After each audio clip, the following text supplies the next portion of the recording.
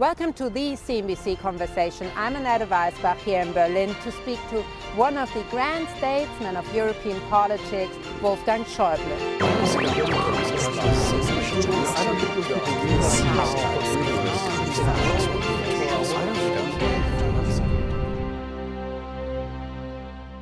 President Schauble, thank you very much for joining us here today on CNBC. Let me start off with a question on Brexit, because it looks like that the negotiations are a bit stuck, but what's your idea of what we'll eventually see when it comes to Brexit?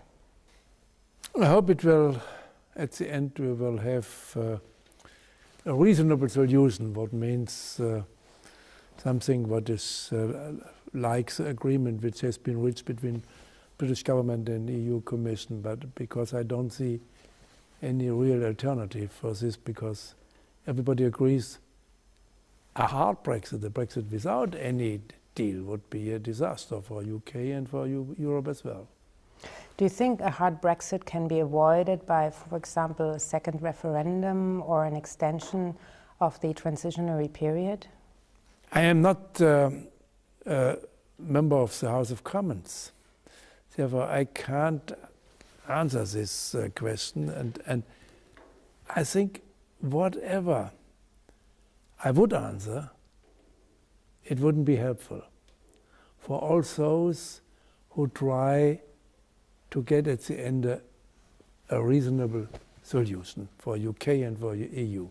Everybody knows Germany is broadly united that we would prefer no Brexit, of course, but we respect and accept the decision of the British people and the British voters. That has to be respected and accepted, and therefore we want a solution which has the minimum of harm for UK and for Europe.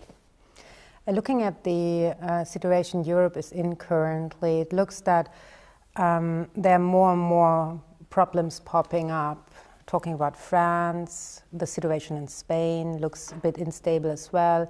Italy seems to have not only problems, but also the way Italy is developing is a bit problematic for Europe as such. Do you think Europe is approaching another sort of era of crisis? Well, Europe is always in crisis, but crises are opportunities.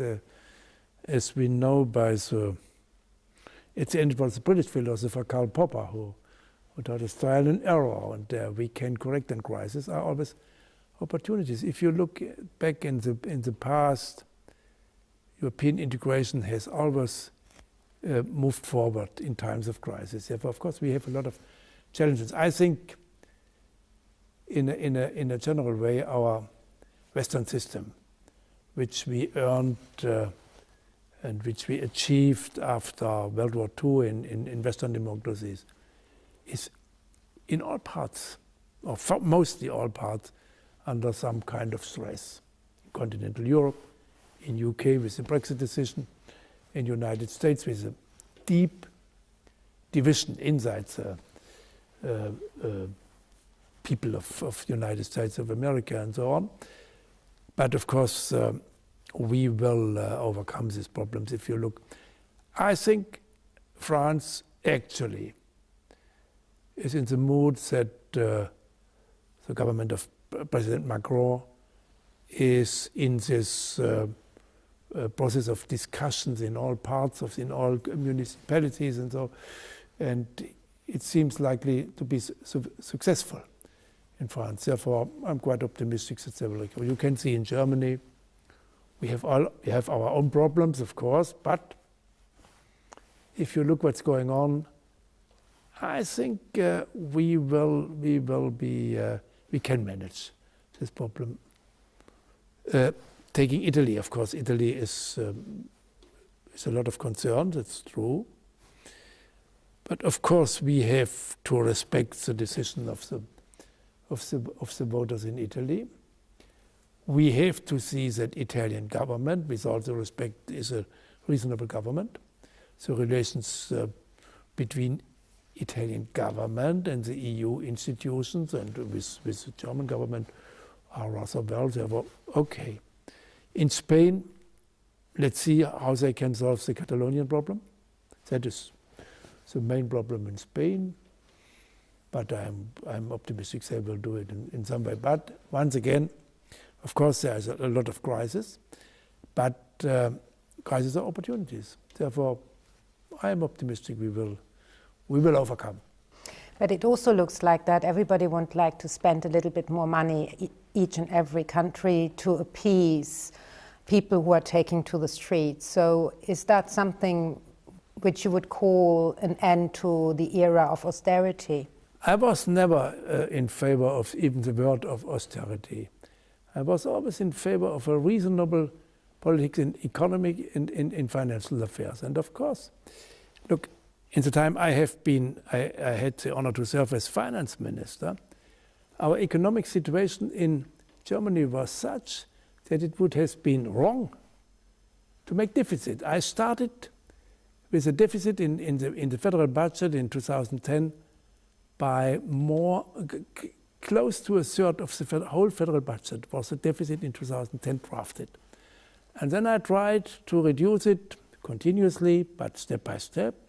And when we had a good growth, I said we will not make deficit because we would have an inflation situation, and that would not be good for conjuncture. We will see what will happen with economic growth in the months and years to come in Germany. Growth has diminished, has weakened, therefore, but I give not any advice to my successor. He's a reasonable man, and he has a huge challenge. I know it very well, but it's a different situation of economics. And if you look at the fiscal policy in the last 8 years, we had a good economic situation. You may say it was only by fortune or whatever. My saying is we have a clear link between a reasonable fiscal policy and a good economic outcome. You're talking about the economic situation currently. I mean, Germany's economy is geared towards exports, towards an open world economy. So with the current problems we are seeing when it comes to trade war, etc., do you think Germany will be over proportionally burdened? Maybe, but I think free trade and open markets are an advantage for every economy, and we have enjoyed an enrichment of the whole population in the global world.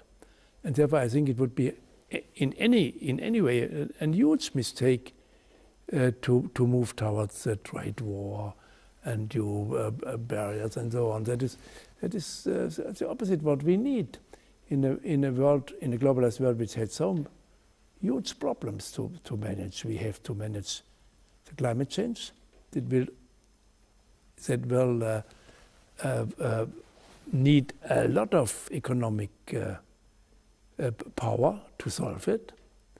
It must, of course, the most advanced economies must go ahead, because you can't say the least developed countries have to solve the global change problematic, and therefore with all this we have to concentrate of the problems which are really important, and to solve these problems, to manage it would be much better to rely on open markets and not a new trade war. That is the wrong way.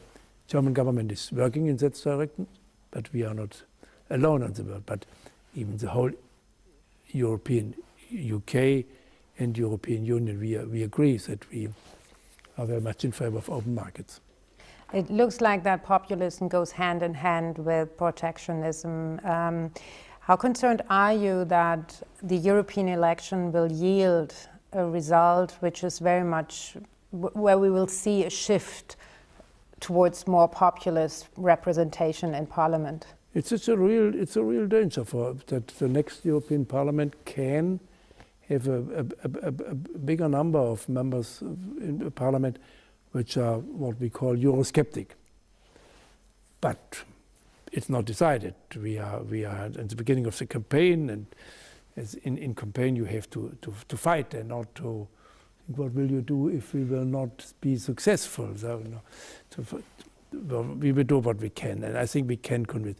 Of course, we have to know, and I'm just reading the new book from Stephen Crouch on globalization, the backfall of globalization, and the problems which have been caused in many of our civilizations by the output of globalization. Migration is one, and it's in human history it's always the same. Too much is too much, and we have to find a right balance between the advantages and avoiding the risks, which are normally linked with any advantage. But yeah, how can that be done? Is that, in your view, should like the most important thing for political leaders is to explain to the people, to the population, why it is so, what is needed, what are the real advantages. That globalization make everyone richer. The opposite would make everyone poorer. That cannot be. A protectionism or fall back to nationalism. We have suffered so huge tragedies in European history, especially in the German history, that we should avoid a backfall in this direction. But it's never granted. You have to fight again and again. It looks, current perspective on the German economy is that we're going to see a severe cooling down this year and perhaps even a recession in perhaps next year and the year after, given the industrial side of things. So is that a concern to you, and could that also lead to some political changes? No, our labor market is really well doing, actually. And even we have a weakening of the economic forecast. I would not give the advice to exaggerate it. We can manage it. We have enjoyed 8 years of growth. Therefore, it's quite normal to have maybe 1-2 years with a lower growth rate. That is, as long as our labor market is doing so well, I don't really fear major political risks.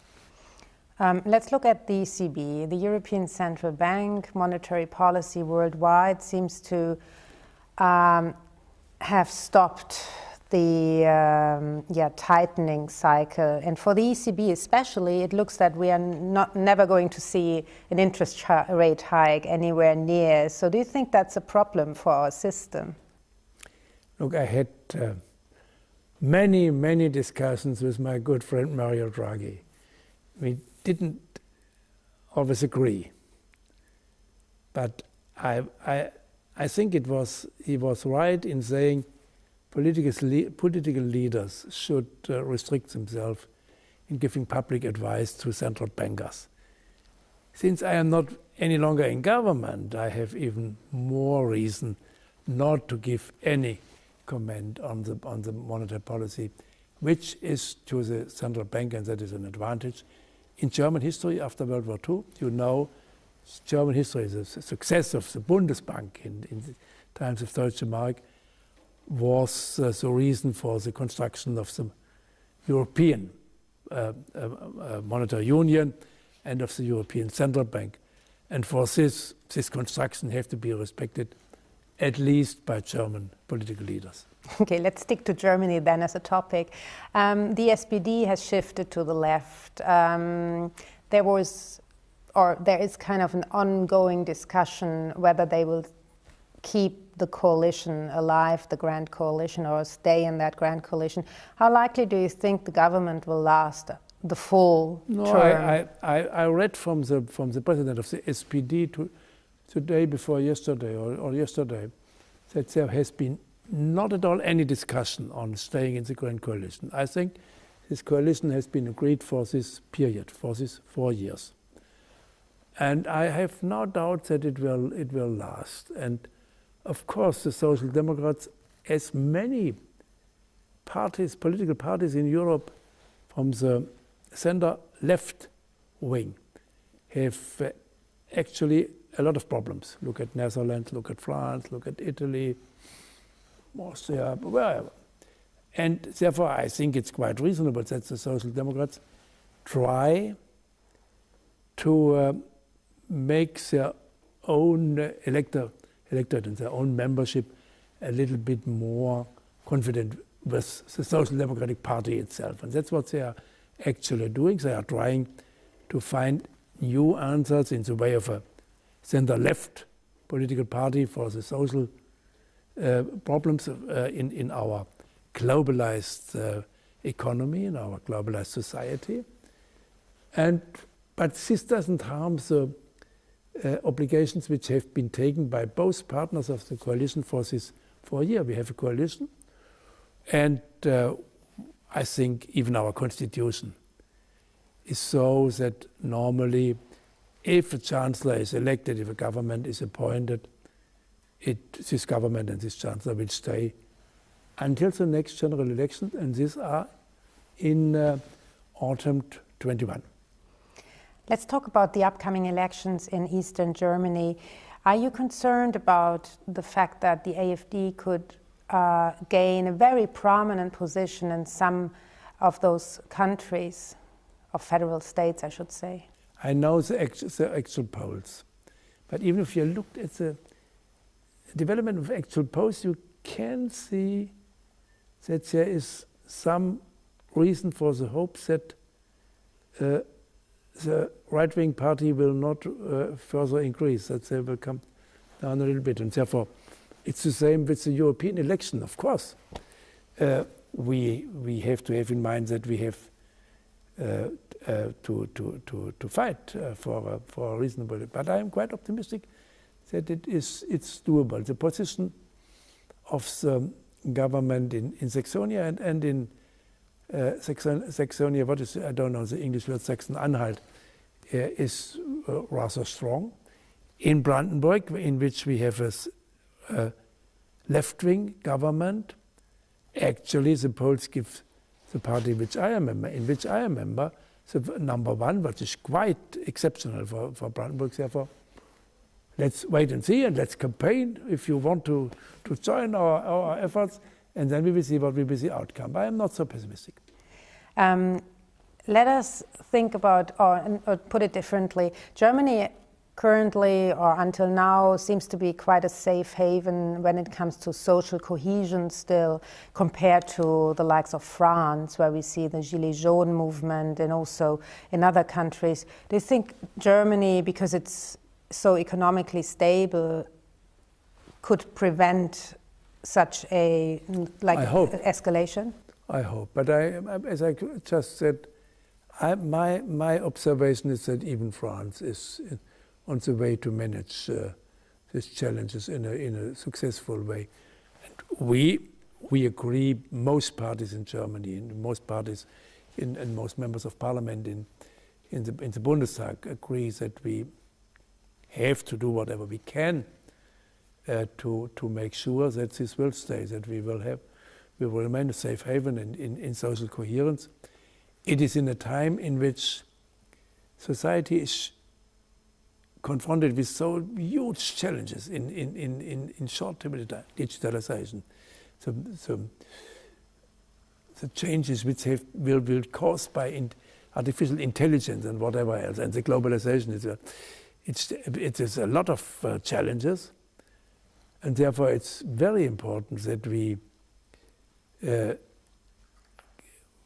try to find even new answers, like Social Democrats are doing actually, on how we can in the future guarantee the social coherence that is not granted forever, because a new situation, the change in the labor market, the change in economy, requires new answers even for social coherence. But it's doable. Yeah, hopefully it's doable. On the other side, we also seem to have a tendency that we're getting a bit more hostile towards, for example, China as an investor. There is a certain positioning that we want to have a level playing field. Do you think that threat that China eventually could overtake Germany or Europe as a leading economic force is overdone, or do you think that threat is real? No, that is a question which will be decided by the Europeans themselves, whether we will remain competitive or not. Until now, we are competitive, with all the respect. I have a lot of admiration of the achievement which have been achieved in China. With all due respect, China is a strong economy with a lot of remarkable success, but nevertheless, we are still in a situation in which we can compete. But as you just have mentioned, what German government, and we do all agree on this, request is only, we want to stay on open markets.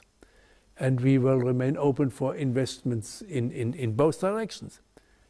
But we want an equal level playing field. That is clear. That is what we request. And the more the European act together, the more efficient we will be.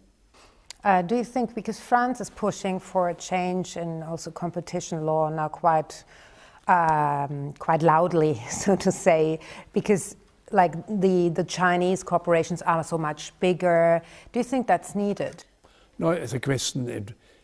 You mentioned the decision on Alstom, Siemens, and it's quite understandable that there is a huge discussion between the relevant authorities.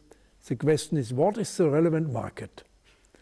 If you only rely on a European market for competition, it's better to have no fusion between Siemens and Alstom. If you look at the global market, there are good arguments to say, oh, look, we need a strong European competitor. For this, in the German competition law, we have for this the possibility that the Minister of Economy can overrule a decision of the authority for competition. That is not given in the European legislation, and therefore the proposal, if I got it rightly, from the French Minister of Economy, is that we should include such a legislation even in European law. That is a reasonable proposal, because we have it in German law. Therefore, this I think it's both opinions have a lot of good arguments, and so it's not a matter of black or white. Let's stay in the corporate world. The Ministry of Finance is reportedly pushing for Deutsche Bank and Commerzbank to find perhaps a common future together. Do you think that makes sense? I don't comment decisions of my successor. That is a good tradition in Germany, that we don't comment our successor and our predecessors. He doesn't comment his predecessor, and I don't comment my successor. Okay, well, thank you so much for your time. Pleasure. Thank you for watching, and for more from CNBC International, just hit the subscribe button.